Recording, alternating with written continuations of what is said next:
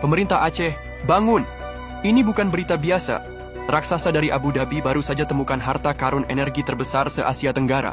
Di Laut Aceh. Namanya Blok Andaman. Jaraknya hanya 100 km dari pantai Aceh. Ini bukan lagi cerita. Ini adalah peringatan sekaligus sebuah kesempatan emas.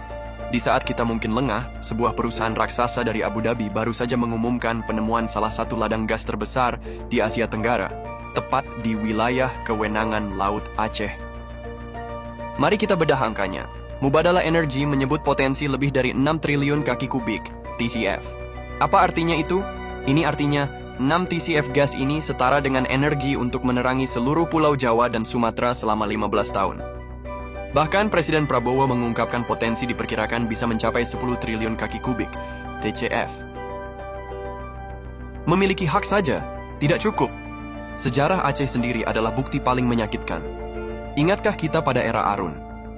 Gas melimpah, tapi apa yang tersisa bagi rakyat banyak setelahnya?